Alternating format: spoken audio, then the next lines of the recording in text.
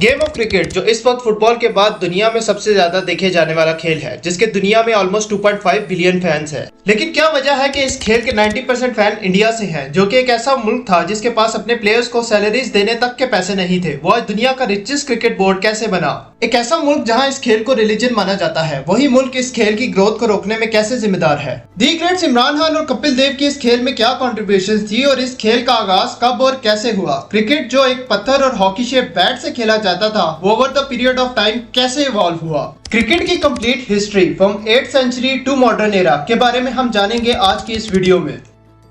Cricket का start हुआ, इसका कोई कॉन्क्रीट एविडेंस नहीं है। अलबत्ता कुछ थ्योरीज के मुताबिक क्रिकेट 8th से 11th सेंचुरी के दौरान मिडेवल इंग्लैंड में स्टार्ट हुआ। ये एक फॉरेस्ट एरिया था जहां दरख्तों को काटा जाता और इसके लोअर पोर्शन को एज इट इज छोड़ दिया जाता था, जिसे हम स्टंप्स या विकेट कहते हैं, जिन्हें यूज करके उस एरिया के बच्चे एक गेम खेला करते थे जिसे स्टूल बॉल का नाम दिया गया था। इस खेल में एक प्लेयर पत्थर की मदद से स्टंप की तरफ थ्रो करता, जबकि दूसरा प्लेयर इन स्टंप्स को वुडन ऑब्जेक्ट की मदद से प्रोटेक्ट करता था। जितनी बार ये पत्थर हिट होता, उतना ही स्कोर प्लेयर का बढ़ता जाता था और एंड जिसका स्कोर ज्यादा होता वो इस खेल को जीत जाता। और फिर ये game with the passage of time cricket में इवॉल्व हो गया। मगर ये सिर्फ एक थ्योरी है। क्रिकेट का कॉन्क्रीट एविडेंस मिलता है 16th सेंचुरी से। इंग्लैंड के एक टाउन गुलफोर्ड में जॉन डेरिक नामी एक शख्स का कोर्ट में प्लॉट के डिस्प्यूट पर एक केस चल रहा था, जहां इस गेम का रेफरेंस दिया गया था। जॉन डेरिक के एग्जैक्ट वर्ड थे, I as a boy used to play cricket on that ground. कुछ पेंटिंग्स की मदद से हमें यह पता चलता है कि उस वक्त क्रिकेट कैसे खेली जाती थी। नॉर्मल बॉलिंग स्टाइल की बजाय अंडर आर्म बॉलिंग करवाई जाती थी। एक हॉकी शेप बैट यूज किया जाता था और अंपायर नॉन स्ट्राइकर एंड की बजाय ग्राउंड से बाहर बैठकर स्कोर नोट किया करता था। इसी स्ट्रक्चर के मुताबिक 1697 में इंग्लैंड की लोकल कम्युनिटीज होस्टेड केन्स और वेस्ट होथले के दरमियान एक मैच रिकॉर्ड किया गया, जिसे दुनिया का पहला क्रिकेट मैच कहा जाता है। इसके बाद 1844 में यूएसए और कनाडा के दरमियान एक अननोन फॉर्मेट पर क्रिकेट मैच खेला गया, जिसे कनाडा ने 22 रन से जीता था और कुछ लोग इसे दुनिया का पहला ऑफिशियल क्रिकेट मैच मानते हैं। 1857 वॉर के बाद ब्रिटिश लोग ये खेल अपने साथ सब कॉन्टिनेंट में लाए और कुछ अर्सा ये खेल ब्रिटिश एलिट्स तक ही महदूद रहा, जिन्होंने इस खेल को एक प्रॉपर शेप में कन्वर्ट किया। हॉकी बैट्स को व्हाइट वुडन बैट्स में कन्वर्ट किया गया और प्रॉपर क्रिकेटिंग बॉल्स बनाई जाने लगी। इन बॉल्स की प्रॉपर स्टिचिंग की जाती है और इन पर ब्रांडिंग का काम भी किया जाता और बॉल्स को एक डेफिनेट साइज के मुताबिक तैयार किया जाता और खेलने के लिए ग्राउंड्स बनाए गए। बाउंड्री और क्रीज को मार्क डाउन किया गया और प्रॉपर शेप विकेट्स लगाकर पिचेस को तैयार किया गया।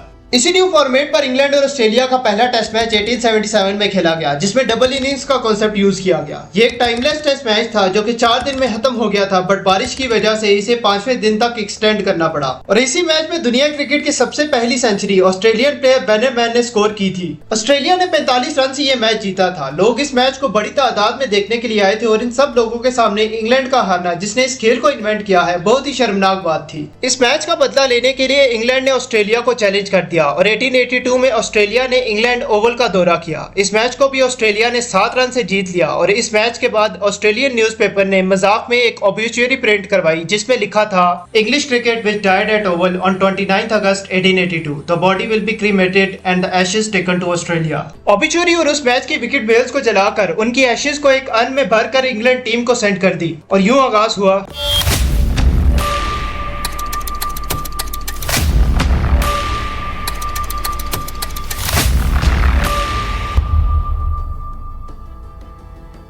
इस इवेंट के बाद ये खेल इंग्लैंड और ऑस्ट्रेलिया की लोकल कम्युनिटीज में बहुत ज्यादा प्रमोट हुआ। अंग्रेज सब कॉन्टिनेंट में क्रिकेट ग्राउंड्स बनाने लगे। यूं वहां की लोकल कम्युनिटीज ने भी इस खेल को अडॉप्ट किया और ब्रिटिश टीम के साथ कम्पीट करने के लिए इंडियन पारसी कम्युनिटी ने मिलकर एक टीम बनाई। इस टीम ने 1886 में इंग्लैंड का टूर किया, मगर वहां के harsh weather, language barrier, inexperience team और फाइनेंशियल इश्यूज की वजह से बुरी तरह शिकस्त का सामना करना पड़ा। इस टीम ने टोटल 28 मैचेस खेले लोकल यूरोपियंस के साथ, जिसमें से सिर्फ एक मैच जीता, वो भी सिर्फ 4 रन से। इसी पीरियड के दौरान इंडियन लोकल कम्युनिटी से एक क्रिकेटिंग टैलेंट उभर कर आया, जिसका नाम था कुमार रंजीत सिंह जी। इन्होंने अपना डेब्यू किया 16 जुलाई 1896 में, जिसमें इन्होंने 62 और 154 रन्स नॉट आउट की अनबिलीवेबल इनिंग्स खेली। अपने 12 साल के कैरियर में इन्होंने 77 वर्ल्ड रिकॉर्ड सेट किए और 72 फर्स्ट क्लास सेंचुरी स्कोर की एट एन एवरेज ऑफ 56.37। इनकी इस परफॉर्मेंस से इंग्लैंड का सब कॉन्टिनेंट के क्रिकेटिंग टैलेंट में इंटरेस्ट डेवलप हुआ। रंजीत सिंह जी इंडिया में एक हीरो फिगर माने जाने लगे और इन्हें फादर ऑफ इंडियन क्रिकेट का लकब भी दिया गया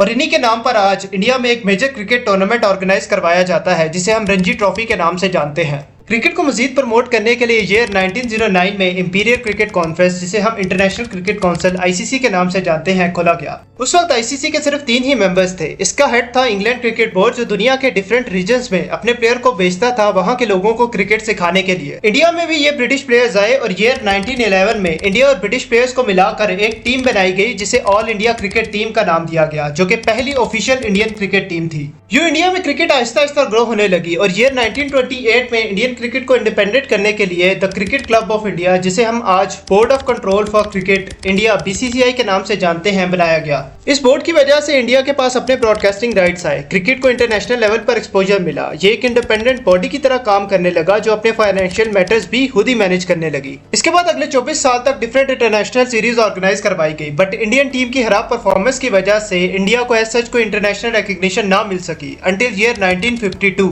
इंग्लैंड ने इंडिया का टूर किया और 5 मैचों की टेस्ट सीरीज खेली। सीरीज तो ड्रॉ होगी, बट इस सीरीज में इंडिया को अपनी पहली हिस्टोरिक जीत मिली। इंडिया ने इंग्लैंड को 1 इनिंग और 8 रन से हराया और यूं इंडियन टीम को आईसीसी से अपना टेस्ट स्टेटस मिला। टेस्ट स्टेटस उन टीम्स को मिलता है जिनके पास स्ट्रॉन्ग डोमेस्टिक स्ट्रक्चर हो, जिन्होंने आईसीसी के किसी रिकॉग्नाइज्ड टेस्ट टीम को हराया हो, जिनके पास कैपेबिलिटीज या ग्राउंड वगैरह हो 5 डेज टेस्ट मैच ऑर्गेनाइज करवाने के। यूं इंडिया को इंटरनेशनल लेवल पे as a cricket team first time recognition मिली। इसके बरक्स क्रिकेट को पाकिस्तान में प्रमोट करने के लिए इंडिपेंडेंस के 2 साल बाद ही ईयर 1949 में पाकिस्तान ने अपना क्रिकेट बोर्ड यानी board of control for cricket in Pakistan (BCCP), जिसे हम पाकिस्तान क्रिकेट बोर्ड (पीसीबी) के नाम से जानते हैं, खोला। पाकिस्तान टीम को भी टेस्ट स्टेटस पाने के लिए आईसीसी की रिकॉग्नाइज्ड टेस्ट टीम में से किसी एक को हराना था, मगर उस वक्त पीसीबी के पास इतने पैसे न थे कि वो इन मुल्कों का टूर कर सके। फिर जब इंडिया ने इंग्लैंड को हराया तो पाकिस्तान को भी एक अपॉर्चुनिटी मिली, क्योंकि इंडिया का टूर करना पाकिस्तान के लिए अफोर्डेबल था। और यूं ईयर 1952 में पाकिस्तान ने पहली बार 5 मैच टेस्ट सीरीज के लिए इंडिया का टूर किया। इस मैच में इंडिया ने 2 जबकि पाकिस्तान ने 1 मैच जीतकर अपना टेस्ट स्टेटस हासिल कर लिया। इस मैच में इंडिया की तरफ से एक प्लेयर खेल रहे थे जिनका नाम था विनू मानकर। ये वही प्लेयर है जिन्होंने ऑस्ट्रेलिया के खिलाफ एक मैच में बैट्समैन को बॉल कराने से पहले नॉन स्ट्राइकर एंड पर कंट्रोवर्शियल रन आउट कर दिया था। इसके बाद इन्हीं के नाम पे आईसीसी ने एक रूल बनाया, जिसे हम मैनकडिंग के नाम से जानते हैं। ईयर 1970-71 में एक एशियस सीरीज हुई, जिसके 3rd टेस्ट के पहले 3 दिन बारिश की वजह से वॉश आउट हो गए और दोनों बोर्ड्स को भारी फाइनेंशियल नुकसान उठाना पड़ा। इसलिए दोनों बोर्ड्स ने मिलकर डिसाइड किया कि 4th और 5th डे को थोड़ा एक्साइटिंग बनाया जाए और टेस्ट फॉर्मेट को थोड़ा चेंज किया जाए। अनलिमिटेड ओवर्स की बजाय दोनों टीम 40-40 ओवर्स खेले और हर ओवर में 6 बॉल्स की बजाय 8-8 बॉल्स खेली जाए। यूं करने से दोनों बोर्ड्स को जो फाइनेंशियल नुकसान हुआ था उसका डबल प्रॉफिट रिसीव हो गया और फैंस को भी ये फॉर्मेट बहुत पसंद आया। यूं आईसीसी ने एक न्यू फॉर्मेट इंट्रोड्यूस करवाया, जिसे हम वनडे इंटरनेशनल (ओडीआई) के नाम से जानते हैं, जिसमें हर टीम 50 ओवर खेलेगी और यूं ओडीआई एक शॉर्ट अल्टरनेटिव बना ट्रेडिशनल टेस्ट मैचेस का। विद इन नो टाइम ये फॉर्मेट क्रिकेटिंग नेशंस में फेमस हो गया और फैंस की तरफ से डिमांड आने लगी एक ग्लोबल टूर्नामेंट की to find out who is the champion of this new format. और यूं ये 1975 में इंग्लैंड में पहला ओडीआई वर्ल्ड कप खेला गया। इस टूर्नामेंट में पाकिस्तान और इंडिया दोनों ने 3 मैचेस खेले, जिसमें से दोनों ने 1-1 मैच जीता और 2 मैचेस हारे और West Indies team through out the tournament unbeaten रही। यूं हर 4 साल के गैप से ये टूर्नामेंट खेला जाने लगा और क्रिकेट ने वर्ल्ड मीडिया की अटेंशन ग्रैब की। ऑस्ट्रेलिया की एक बहुत इंपॉर्टेंट पर्सनैलिटी कैरी पैकर, जो ऑस्ट्रेलिया के एक टीवी चैनल 9 नेटवर्क के मालिक थे, उन्होंने भी इस सपोर्ट में इंटरेस्ट शो कराया और ऑस्ट्रेलियन क्रिकेट बोर्ड से ब्रॉडकास्टिंग राइट मांगे क्रिकेट मैचेस के लिए। बट कुछ पर्सनल ग्रजेस की वजह से कैरी पैकर को ये राइट ना मिल सके। कैरी पैकर को गुस्सा आया और उन्होंने अलग से cricket league world series cricket के नाम से खोलने का ऐलान कर दिया, जिसमें इन्होंने ट्रेडिशनल क्रिकेट के मुकाबले में कुछ मेजर चेंजेस की, जैसे day night cricket matches, red ball की जगह व्हाइट बॉल का इस्तेमाल, कलरफुल किट्स और प्रोटेक्टिव गियर को इस लीग में यूज किया गया। इन चेंजेस को नाम दिया गया पैकर्स इनोवेशन का और इस स्पोर्ट को कामयाब बनाने के लिए Greg Chappell, Clive Lloyd, Michael holding और डेनिस लिली जैसे बड़े प्लेयर्स को ट्रेडिशनल क्रिकेट से 3 गुना ज्यादा पैसे देकर हायर किया गया। इस सब से आईसीसी बहुत नाखुश थी और इसे रेबल और ब्रेकअवे लीग का नाम दिया गया। आईसीसी ने इस लीग को रोकने के लिए बहुत सारे इकदाम उठाए, जैसे लीग प्लेयर को ट्रेडिशनल क्रिकेट से बैन कर दिया गया, क्रिकेट ग्राउंड्स को इन मैचेस के लिए अनअवेलेबल कर दिया जाता, न्यू प्लेयर को ज्यादा पैसे ऑफर किए जाते ट्रेडिशनल क्रिकेट में आने के लिए और इस लीग को ब्रॉडकास्टिंग राइट भी ना दिए जाते। बट इन सब चीजों से आईसीसी को ही नुकसान हुआ। बड़े प्लेयर्स को बैन करने से व्यूअरशिप में बहुत ज्यादा कमी आ गई, जिससे आईसीसी को बहुत फाइनेंशियल नुकसान उठाना पड़ा। लोग इस लीग में इनोवेशंस की वजह से ट्रेडिशनल क्रिकेट से ज्यादा इंटरेस्ट लेने लगे। फिर आईसीसी को पैकर्स इनोवेशन को ट्रेडिशनल क्रिकेट में भी लाना पड़ा और यूं क्रिकेट का एक न्यू फेज स्टार्ट हुआ। इसी पीरियड के दौरान इमरान खान, कपिल देव, इयान बोथम और सर वाइवन रिचर्ड जैसे लेजेंडरी प्लेयर्स दुनिया क्रिकेट में आए। इमरान खान और कपिल देव ऐसे लेजेंड्स थे जिन्होंने सब कॉन्टिनेंट में क्रिकेट को एक नई ऊंचाइयों तक पहुंचाया। कपिल देव की अगर हम बात करें तो उन्होंने एक ऐसी टीम को वर्ल्ड कप जिताया जो मैच सिर्फ हारने के लिए खेला करती थी। वेस्ट इंडीज जैसी टीम जिनसे लोग कम्पीट करने में भी डरते थे, उनको वर्ल्ड कप में 1 नहीं बल्कि 2 बार हराया। 1883 में जिम्बाब्वे के खिलाफ 175 रन नॉट आउट की रिकॉर्ड इनिंग की वजह से इंडिया सेमीफाइनल में क्वालिफाई कर सका और फिर वो वर्ल्ड कप भी जीता। अब अपने बेहतरीन लीडरशिप स्किल्स से दुनिया को बताया कि इंडियन टीम ना सिर्फ कम्पीट बल्कि क्रिकेट वर्ल्ड को डोमिनेट भी कर सकती है। ऐसी टीम तैयार की जिसने पहले वर्ल्ड कप और फिर 1985 वर्ल्ड चैंपियनशिप सीरीज भी जीती। अपने कैरियर में 434 टेस्ट विकेट्स, 4000 रन्स और 400 विकेट्स लेने वाले पहले player and fastest 2000 runs and 100 wickets in ODI का रिकॉर्ड अपने नाम किया और रिटायरमेंट के वक्त ये one of the greatest allrounder थे इंडिया की तरफ से। दूसरी जानिब जैसे विराट कोहली आज एक सुपरस्टार हैं, वैसे ही इमरान खान उस वक्त एक ग्लोबल सुपरस्टार थे जो अपनी परफॉर्मेंस और पर्सनैलिटी की वजह से क्रिकेटिंग वर्ल्ड में बहुत इन्फ्लुएंस रखते थे। उनकी क्रिकेट के लिए बहुत सारी कंट्रीब्यूशंस में से एक कंट्रीब्यूशन थी न्यूट्रल अंपायर्स की। 1986 से पहले मैच में होस्ट कंट्री के अंपायर्स को ही खिलाया जाता था और ये करने की दो वजूहात थी।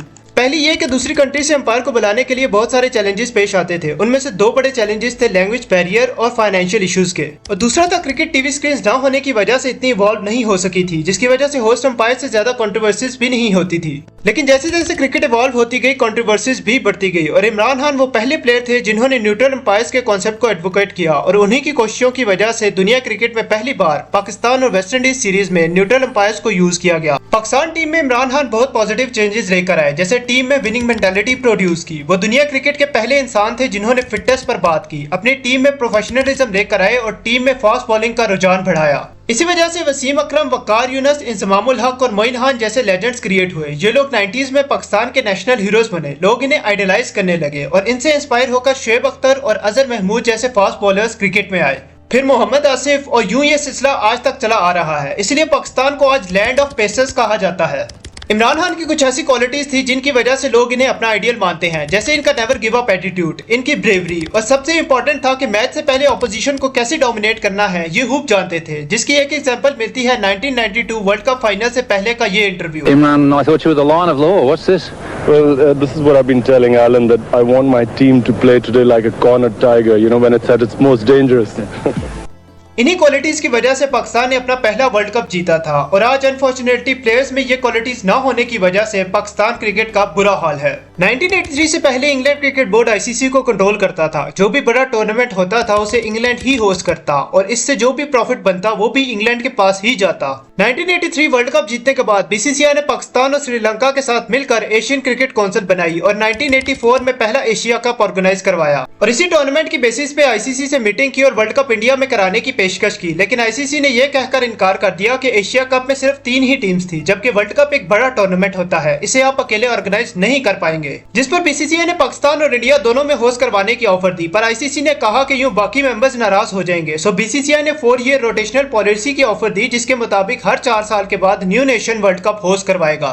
आईसीसी ने ऑफर मान ली और यूं 1987 का वर्ल्ड कप पाकिस्तान और इंडिया ने मिलकर होस्ट किया, बट इकोनॉमिक कंडीशन की वजह से कोई भी मुल्क इससे प्रॉफिट जनरेट ना कर सका। इंडियन मार्केट का इंटरेस्ट भी क्रिकेट में जीरो हो गया अंटिल ईयर 1991। साउथ अफ्रीका ने इंडिया का टूर किया और साउथ अफ्रीकन क्रिकेट बोर्ड ने बीसीसीआई से पूछा कि उन मैचेस की ब्रॉडकास्टिंग से कितना प्रॉफिट बना रहे हैं। बीसीसीआई ने कहा 0। इंस्टेड हम अपने नेशनल चैनल को पे करते हैं इन मैचेस को ब्रॉडकास्ट करने के लिए, हम सिर्फ मैचेस के टिकट से पैसा बनाते हैं। अफ्रीकन क्रिकेट बोर्ड इससे बहुत हैरान हुआ और बीसीसीआई को बताया कि वो इन मैचेस के ब्रॉडकास्टिंग राइट्स को ओन करते हैं और चैनल से पैसे देने की बजाय उन्हें पैसे लेने चाहिए। बीसीसीआई ने यही आर्गुमेंट नेशनल चैनल से की, बट उन्होंने कोई भी पैसा देने से इनकार कर दिया, जिसके बाद बीसीसीआई ने साउथ अफ्रीकन ब्रॉडकास्टिंग कॉर्पोरेशन से बात की और उन्हें ये राइट $200,000 में बेचे। इतना बड़ा प्रॉफिट मिलना was unbelievable. With the passage of time TV का रुझान बढ़ने लगा और 2 साल के बाद ईयर 1993 में जब इंग्लैंड ने इंडिया का टूर किया तो बीसीसीआई ने इंग्लिश चैनल्स को ये राइट $600,000 में बेचे और उसी साल हीरो होंडा कप के राइट्स $550,000 में बेचे। बीसीसीआई का ये प्रॉफिट देखकर इंडियन मार्केट का भी क्रिकेट में इंटरेस्ट हुआ। नेशनल टीवी जो 5 लाख रुपीस चार्ज करती थी एक मैच दिखाने के, उसी चैनल ने $54 मिलियन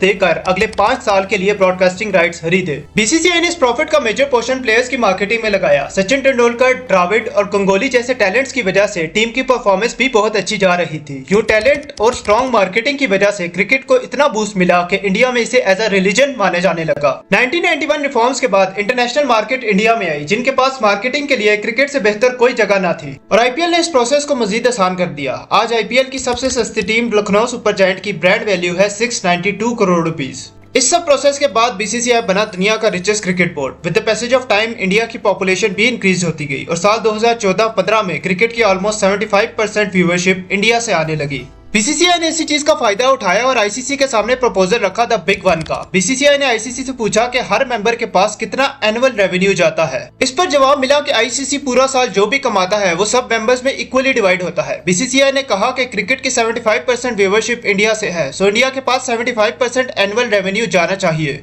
मगर इस ऑफर को आईसीसी ने डिक्लाइन कर दिया। इसके बाद इंडियन क्रिकेट बोर्ड ने आईसीसी के दो मेजर मेंबर्स ऑस्ट्रेलिया और इंग्लैंड को अप्रोच किया और उनसे निगोशिएशन के बाद डिसाइड किया कि 38% शेयर इंडिया के पास जाएगा और 6 to 7% शेयर ऑस्ट्रेलिया और इंग्लैंड के पास। अगर ऐसा ना हुआ तो इंडिया क्रिकेट का बायकॉट कर देगा, जिससे कुछ ही साल में आईसीसी बैंकरप्ट हो सकता है। फिर मजबूरन आईसीसी को ये डील माननी पड़ी और यूं आगाज हुआ द बिग 3 मॉडल का। इस मॉडल के मुताबिक आईसीसी के 3 टीयर्स बनाए जाएंगे। टॉप मोस्ट टीयर में सिर्फ इंडिया था जिसे 38% शेयर मिलेगा। सेकंड टीयर में पाकिस्तान, इंग्लैंड और ऑस्ट्रेलिया जिसे 6 to 7% शेयर और लोअर टीयर को सिर्फ 2 to 5% शेयर दिया जाएगा। आईसीसी में ऑलमोस्ट 96 एसोसिएट मेंबर्स हैं, मतलब ऐसे मुल्क जहां अभी क्रिकेट ग्रो कर रही है जैसे नामीबिया, केन्या वगैरह। उन सबको इस शेयर का 11% यानी हर मुल्क को $7 लाख एनुअल दिए जाएंगे। इस अमाउंट से इन कंट्रीज में क्रिकेट ग्रो करना ऑलमोस्ट इम्पॉसिबल है और यही वजह है कि क्रिकेट की ग्रोथ रुक गई है। अब जो भी आईसीसी का बड़ा टूर्नामेंट होता है उससे पहले मेक श्योर किया जाता है कि इंडियन टीम को ऐसी कंडीशंस प्रोवाइड की जाए कि वो सेमीफाइनल्स या फाइनल्स तक लाजमी क्वालिफाई करे,